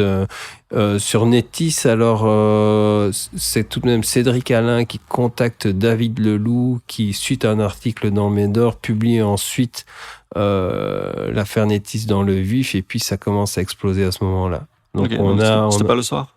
De mémoire, c'était pas le soir. Ok, autant pour moi. Mais par contre, le soir a sorti, ne serait-ce que récemment, Qatargate, toute une série d'enquêtes. Et aussi, si on en revient de manière plus globale au journalisme d'investigation, il y a ce consortium dans lequel le soir participe, qui permet aussi de travailler sur des sujets internationaux, de travailler sur des gros dossiers. Nous, avec le soir, on a travaillé sur Open Pharma, c'est-à-dire qu'à un moment donné, on a une base de données nettoyée sur les liens entre entreprises pharmaceutiques et toute une série de praticiens dans le secteur de la santé. Et ça nous a permis de travailler en collaboration avec The Tate, l'Echo, le Soir et Médor. Et donc, on voit qu'il y a des nouvelles pratiques aussi d'investigation qui arrivent. Donc, par rapport à il y a 15 ans, moi, c'est évident qu'aujourd'hui, on a, je pense, un meilleur journalisme. On a peut-être un pire aussi. Mais je pense qu'on a un meilleur journalisme d'investigation qu'il y a 15 ans, oui. On parle beaucoup de différents titres de presse depuis tout à l'heure. On fait un petit peu le tour du paysage médiatique ici en Belgique. Quand j'avais interviewé Alice Coffin, elle me faisait remarquer que dans son pays, dans son lointain pays, la culture du journalisme média était très peu présente, que finalement... les journalistes qui parlent du journalisme, encore une forme d'entre-soi finalement, ça n'était pas bien vu. Critiquer le travail des confrères, c'est aussi très mal vu, etc. Est-ce que le journalisme média, c'est quelque chose qui intéresse Médor? Est-ce que ça se porte bien en Belgique, tu dirais? Donc tu veux dire du journalisme qui a pour sujet le journalisme, ou les autres médias C'est ça, par exemple, parler de ce qu'on disait il y a quelques instants sur... alors c'est la famille Leaudet qui a le contrôle sur IPM et qui installe une certaine ligne éditoriale. Est-ce qu'on pourrait comparer ça à une polarisation en France? Je ne sais pas, mais il y a des choses à explorer. Les articles qui ne peuvent pas être publiés chez IPM, il y a peut-être des choses à dire à ce niveau-là. Est-ce que le journalisme média est quelque chose qui intéresse Médor ou pas du tout? Alors, je vais te répondre. Il y a un article dans le code de déontologie qui dit qu'on doit traiter nos consoeurs et confrères avec justement confraternité, une attention, qui est, je pense, le seul article du code de déontologie que je refuse de suivre. C'est très restrictif. Oui, c'est à un moment donné, même si, tout en précisant qu'on a le droit, évidemment, j'espère, d'enquêter sur d'autres médias, mais ce dont tu parles, c'est véritablement pour moi la tâche aveugle du journalisme en Belgique, c'est-à-dire que on n'a pas de médias sérieux où on n'a pas de journalistes qui, à un moment donné, traitent sur les autres médias. Mais dans une manière, dans un politique au sens large du terme, c'est-à-dire en analysant véritablement les groupes médiatiques, en se permettant à un moment des analyses sur Russell, des analyses sur les liens entre IPM et BetFirst. Bon, les liens étaient évidents, mais de voir comment ça modifie la rédaction. Je pense qu'on pourrait citer d'autres LN24, comment LN24 se comporte. On pourrait interroger la RTBF, travailler sur ce conseil d'administration, sur la manière dont on gère à un moment donné des influences. Pourquoi pas? Du moment que c'est fait avec une démarche journalistique, est-ce que c'est dû à l'étroitesse du territoire qui fait qu'on se connaît tous et toutes et qui empêche à un moment donné d'aller regarder dans le jardin de l'autre? Mais c'est en tout cas un manquement. Et tu disais par rapport à Médor, est-ce que c'est quelque chose que l'on devrait faire? C'est quelque chose que l'on a fait. On a quand même traité des sujets qui sont liés aux médias. Je me souviens qu'on a fait un papier qui s'appelait La Crève, qui évoquait les conditions de travail autour des séries télévisées type La Trêve de la RTBF. On a fait un sujet sur... Donc ça, c'est pas la presse, alors?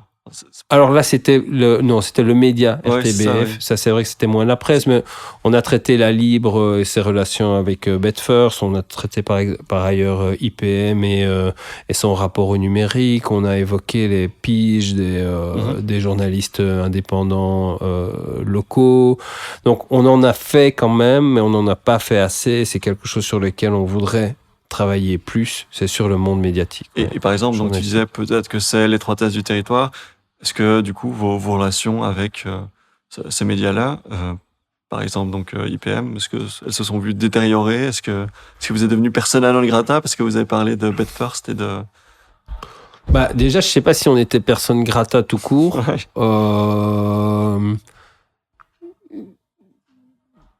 Honnêtement, je n'en sais rien parce que. Il t'est arrivé d'être invité sur LN24 encore? Mais relativement peu, mais je cours pas après les invitations. Je suis pas un super client. Non, mais je veux dire persona grata du coup. Ah oui, donc oui, je pense que il y a pas, et je ne crois pas qu'il y a une forme d'omerta ou de consigne pour empêcher Médor à un moment donné d'exister, certainement pas. Par ailleurs, les journalistes d'IPM sont comme d'autres journalistes, c'est pas à eux qu'on va la faire. Donc même s'il y a une consigne de la direction, ça m'étonnerait qu'elle soit respectée. Ils peuvent être éventuellement heurtés qu'on attaque entre guillemets leur groupe. Mais de là à ce que ça amène une consigne pour empêcher un titre d'exister dans l'univers médiatique, ça, j'y crois pas du tout. Oui. Ces penchements idéologiques, éditoriaux, alors se font peut-être plus sur les sphères supérieures, alors, dans le management, et pas tellement au sein de la rédaction. Certainement, ça je crois que c'est de manière globale dans les médias. S'il y a à un moment donné des accointances avec le monde politique ou le monde économique, je pense que ça se passe à un niveau, à l'étage au-dessus, en fait, des journalistes. Je sais pas pourquoi, parce qu'effectivement, comme tu dis, l'étroitesse du territoire fait que j'ai presque pas envie de citer des noms, mais je vais le faire.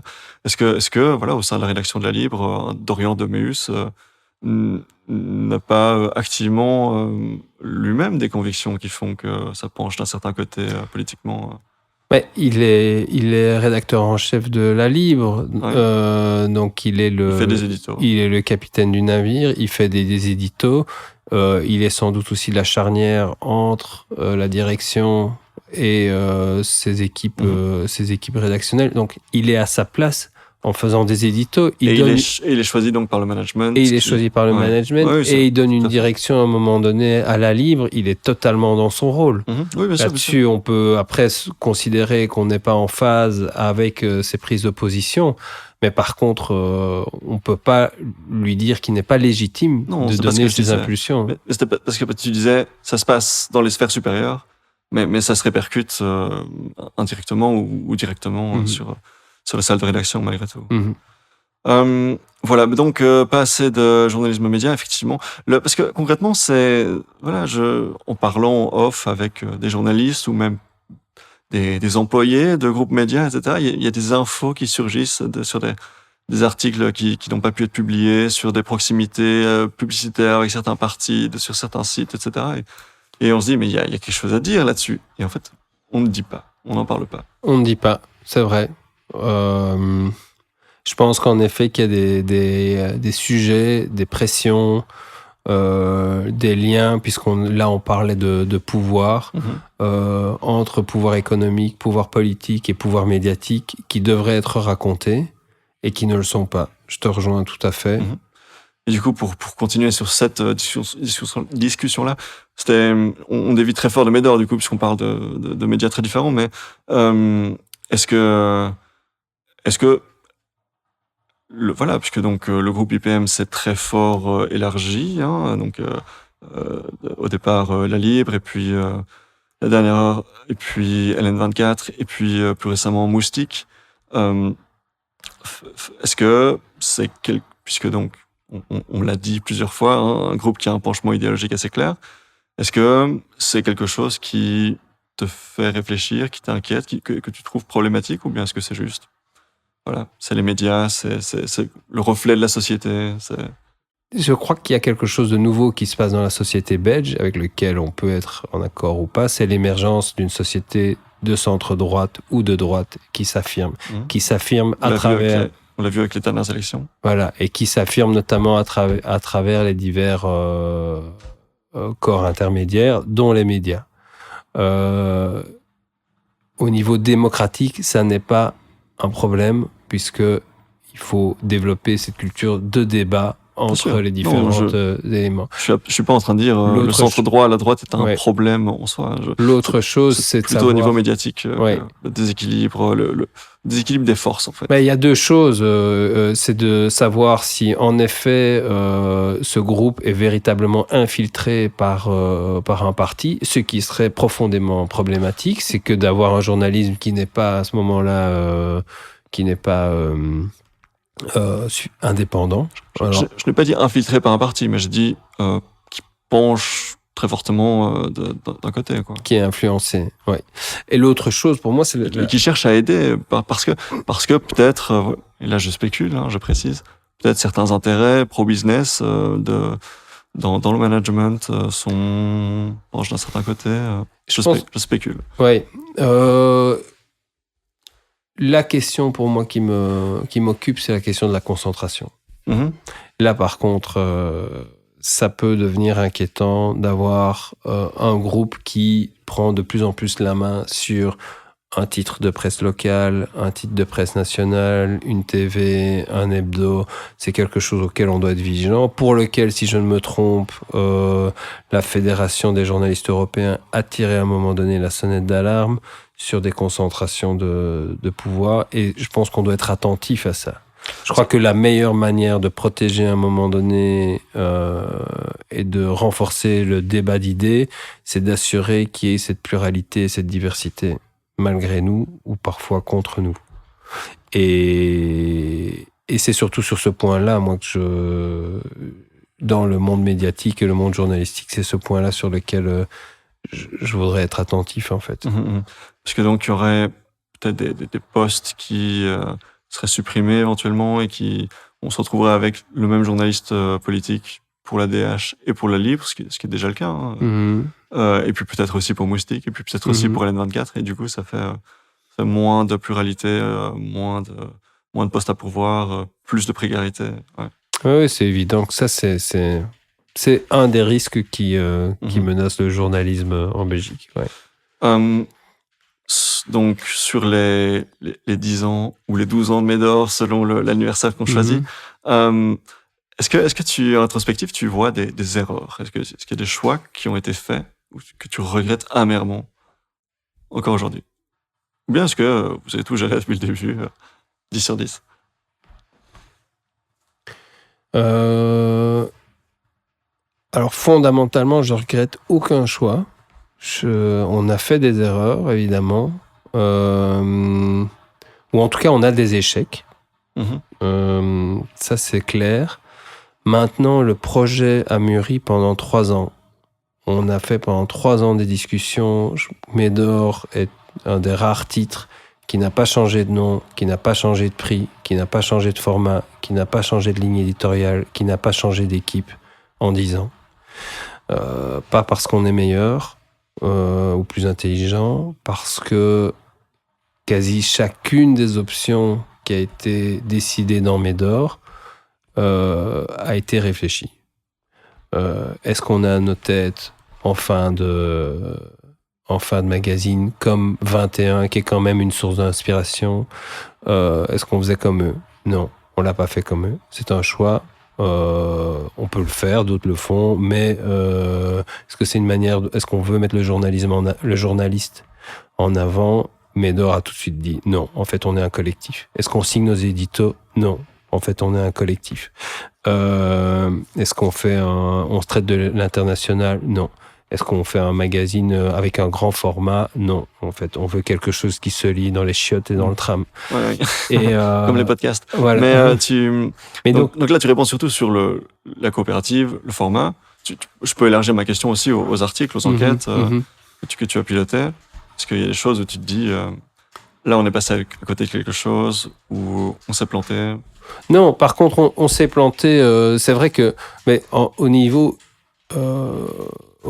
éditorial, je ne vois pas objectivement de moment où je peux dire on a fait une énorme erreur journalistique. Là, on a vraiment été manipulé. Ça, c'est je n'ai pas une vue exhaustive de tous les articles qui ont été publiés en 10 ans, mais j'en vois pas un que je regrette, honnêtement. Okay. Ou un pour lequel on aurait fait une erreur. Maintenant, on a testé plein de choses qui n'ont pas fonctionné. On a plein... Le parcours de Médor est aussi jalonné d'échecs.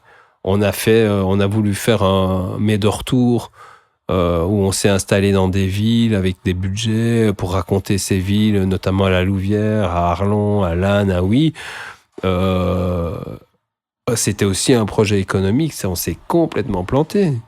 On trouve difficilement notre voix sur le web, par exemple. On ne parvient pas à... Je crois qu'on a des difficultés à transposer notre identité sur le web. Parce que quand on veut amener quelque chose de riche et de complexe sur le web, aujourd'hui, les budgets sont quand même assez conséquents. Il suffit de parler de data visualisation, de travailler un peu de développement qui fait qu'à un moment donné, on voit que c'est un travail enrichi.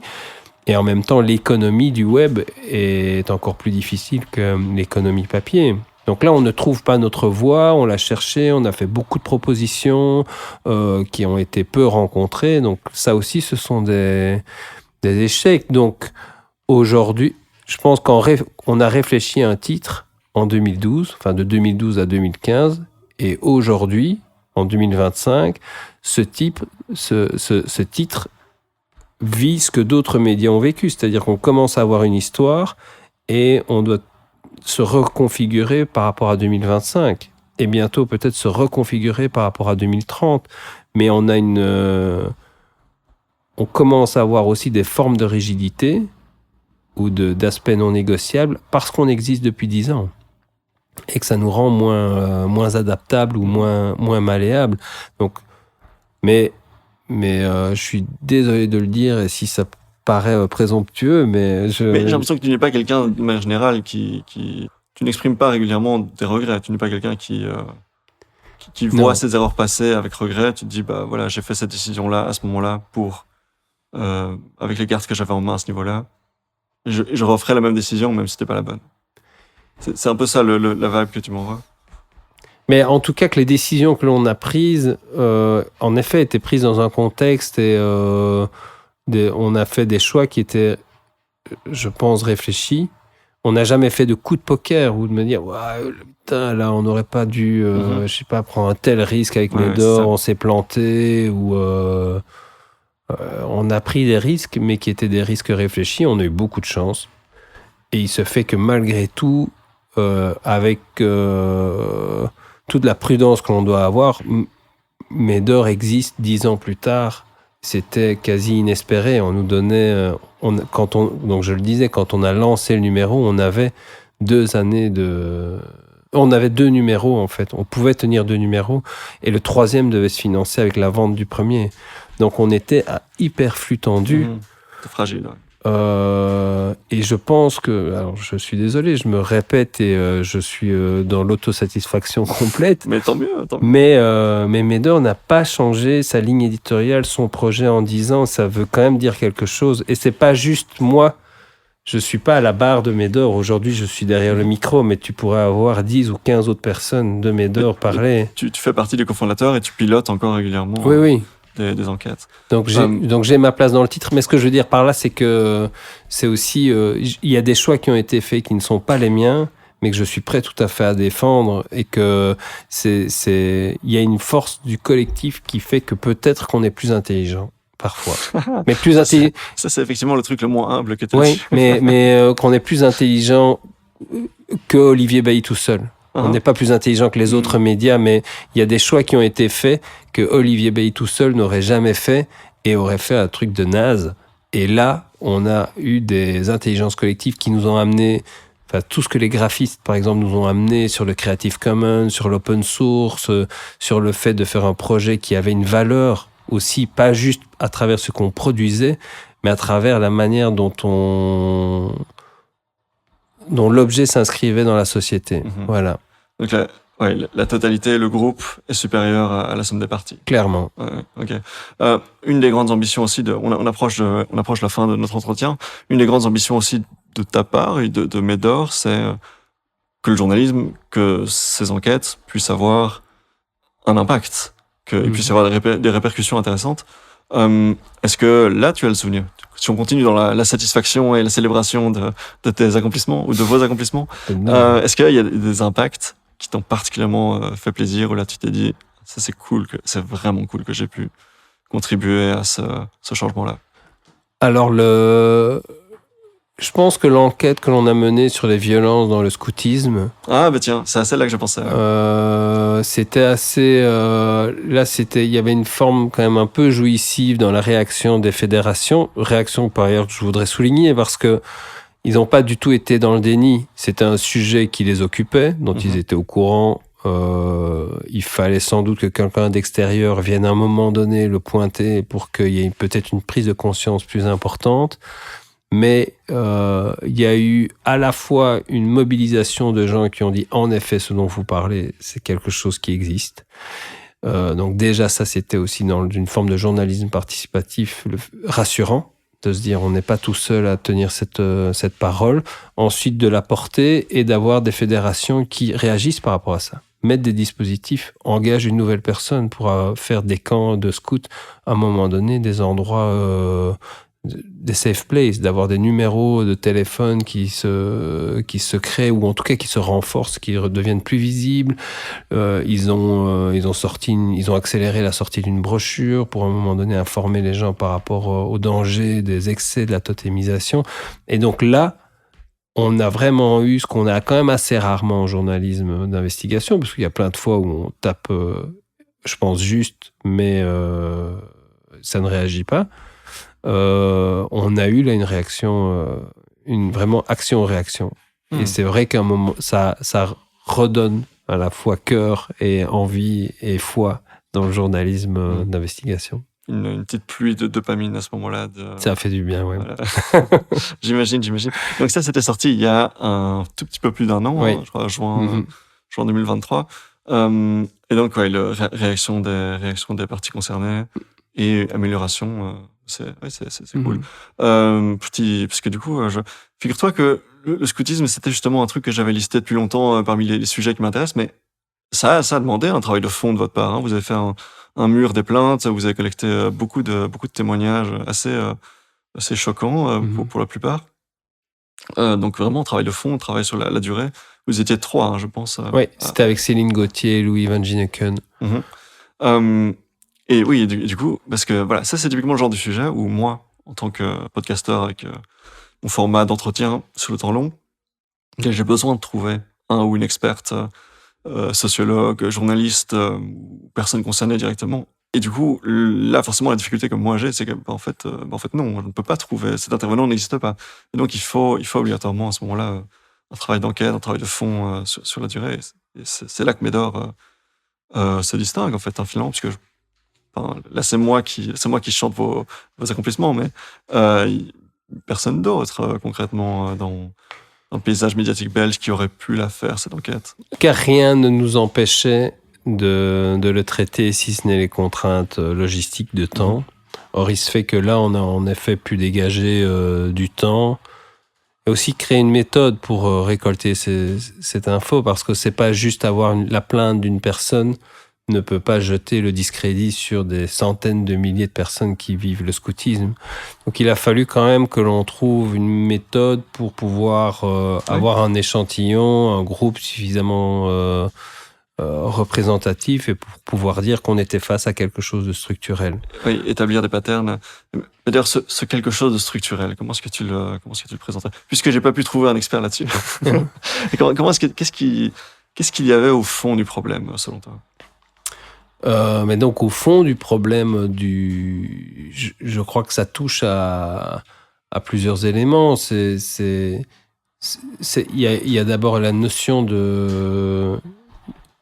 Il y a plusieurs choses qui sont imbriquées tout de même. Donc, il y a un rite initiatique de passage qui va impliquer, selon les traditions, une nécessaire souffrance et humiliation, auquel on va ajouter forme de masculinité toxique, parce que c'est entre mecs, et puis une fragilité qui est liée à l'adolescence.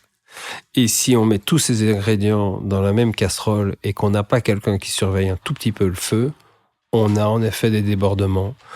Et ces débordements sont plus ou moins acceptés parce que les personnes qui ont traversé ces difficultés, enfin ce rite, du coup, valorisent et justifient ce rite. En gros, parce que j'en ai pris plein la gueule, c'est la logique d'en prendre plein la gueule. Et par ailleurs, je reproduis le fait d'en foutre plein la gueule. Et s'il n'y a pas un cadre à un moment donné qui reformate ce rite en disant attendez, en fait, les valeurs que porte ce rite, qui sont des valeurs d'ouverture, d'inclusion, d'intégration, ne peuvent pas fonctionner avec les violences que l'on nous raconte. Qui marquent profondément les gens. Nous, on a eu des personnes qui hésitaient à aller en justice, qui étaient suivies par des psychologues suite à leur passage quand même chez les scouts. On était dans quelque chose de l'impact individuel qui est extrêmement lourd.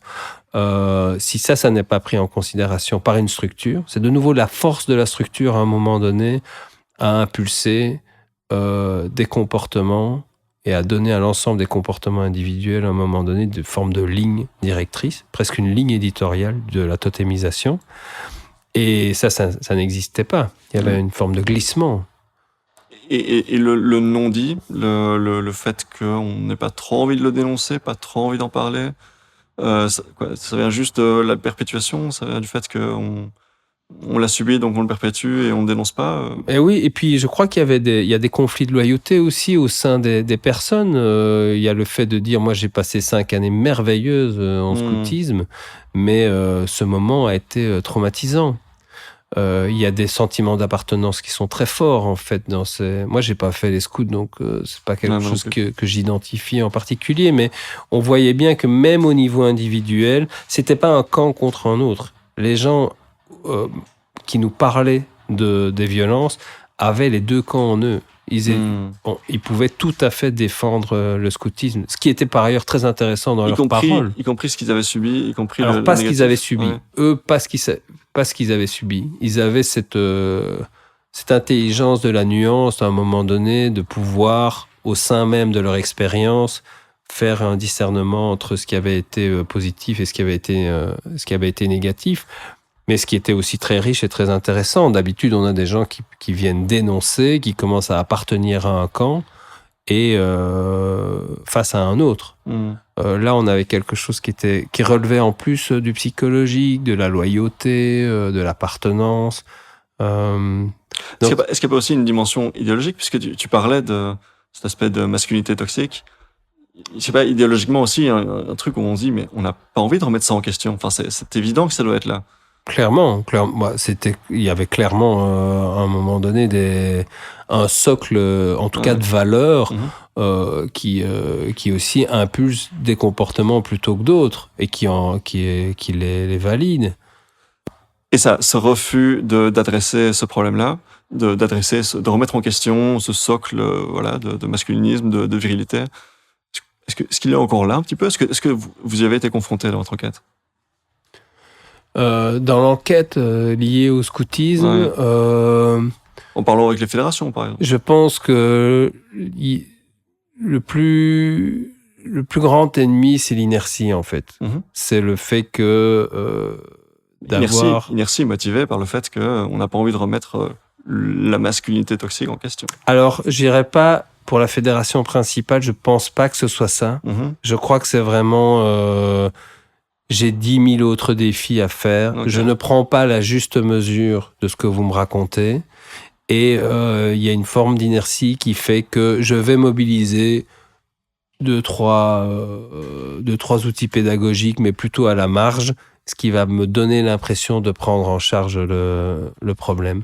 Et le fait, à un moment donné, qu'un journalisme vienne mettre la lumière assez crue sur ce qu'étaient ces violences, les oblige à reprendre leurs 2-3 outils pédagogiques qu'ils avaient laissés en périphérie et à leur dire « Ok, maintenant, c'est au cœur des enjeux qui sont autour du scoutisme. » Et c'est ce qui a permis Médor, et c'est ce que permet d'autres enquêtes, d'autres médias, c'est à un moment donné de ramener au centre des violences qui sont subies, des injustices. Mettre la lumière sur le non-dit, finalement.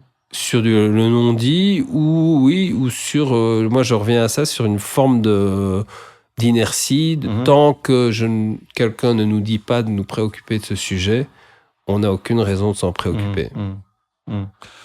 Donc ça, c'était il y a un an, comme je le disais, juin 2023. Donc ça donne, si vous ne connaissez pas Médor, ça donne une bonne idée de le genre de sujet, le genre de travail qui vous stimule, qui vous passionne.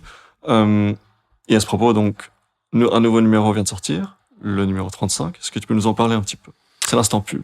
Alors, l'instant pub, le numéro 35 va vous transporter, notamment en Europe, puisqu'on a un sujet qui va évoquer le harcèlement, sexisme au niveau des institutions européennes, peut-être le dernier bastion de la masculinité toxique. Enfin, peut-être sans doute pas le dernier, mais en tout cas pourquoi tu dis ça?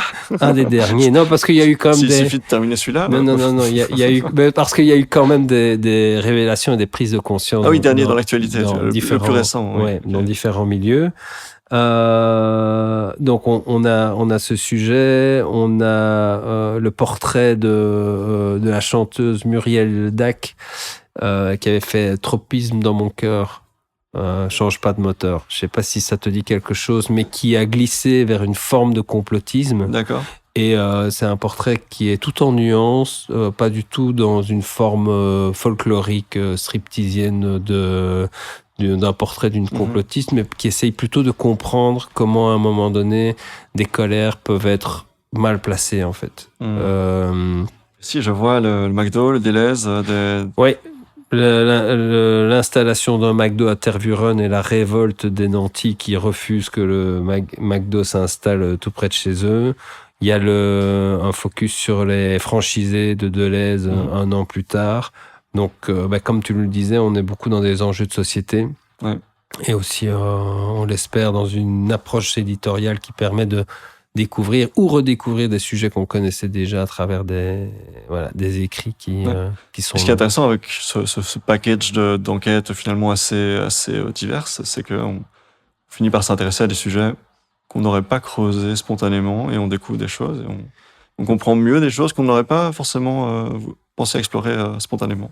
C'est une chose que je défends de plus en plus dans Médor et ce qui n'était pas du tout un trait de caractère et qu'il est devenu à cause de l'évolution de la société, c'est-à-dire que Médor n'est pas du tout algorithmique. C'est-à-dire que tu vas pouvoir découvrir toute une série de sujets et qu'en effet, ce que on mise sur ton envie et ta curiosité, mais tu vas avoir un article pêche et ensuite tu vas avoir un article Commission européenne et on va enchaîner avec un papier sur... je sais pas, les franchisés. Et donc, tu vas pas, si tu es fan de VTT, tu vas pas retrouver des VTT, mais donc on est dans une dimension qui du coup devient une revendication de dire on ne donne pas ce que les gens attendent. Ou alors on les attire avec un sujet qui peut-être les intéresse et puis on leur fait découvrir deux autres sujets. Oui. Ouais. C'est comme ceux qui défendent la TV linéaire finalement, pour dire on va vous montrer des trucs, c'est pas pour ça que vous avez zappé sur cette chaîne, mais voilà une surprise. Ouais, une offre aléatoire. Ouais, c'est ça. Qu'est-ce qu'on peut te souhaiter pour la suite de Médor? Est-ce que vous avez des projets en chantier que vous espérez avoir terminé dans les 12 mois qui viennent? Ce qu'on peut nous souhaiter, outre de survivre, c'est, moi je pense, de continuer à porter l'envie d'être un laboratoire et de s'inventer ou de se réinventer. J'ai vraiment envie de tester des nouvelles formes de journalisme, de tester des nouvelles rencontres, et moi je reviens dans le Médor de décembre dans un an. J'ai envie déjà d'y réfléchir avec ma partenaire du numéro et d'essayer, pas juste pour essayer, pas faire un coup, mais de pouvoir en profiter pour en faire des outils de laboratoire. Ouais. Et c'est ce que je nous souhaite pendant 12 mois. C'est de continuer à faire du journalisme à la fois d'intérêt public, parce que c'est quand même important de nourrir notre société, mais aussi du journalisme qui re-questionne le journalisme. Voilà. Journalisme média, alors. Peut-être un petit peu... ou méta, en tout cas. Méta. Ouais. Oui, c'est ça. Mais du coup, on vous souhaite d'atteindre tous ces objectifs. et une très bonne continuation. On vous souhaite de survivre aussi, oui, ce serait pas mal. Et on vous souhaite du coup, déjà en avance, un 10e anniversaire en 2025 alors. Voilà. Ça s'approche. On refait la fête. Super, merci beaucoup Olivier. Merci à toi.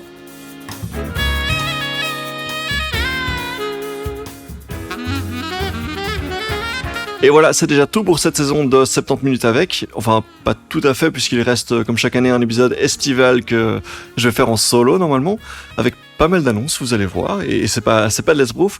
Je risque de parler de santé mentale un petit peu dans cet épisode, un peu dans la continuation de, voilà, ce qu'on a pu aborder avec Fiona le mois dernier. D'ailleurs, merci beaucoup pour vos messages enjoués. Vous êtes nombreuses et nombreux à avoir apprécié l'épisode qu'on a fait sur le trouble borderline. Ça nous a fait fort plaisir. Et au passage, j'ai fait le montage un petit peu différemment cette fois-ci pour l'épisode avec Olivier Bailly.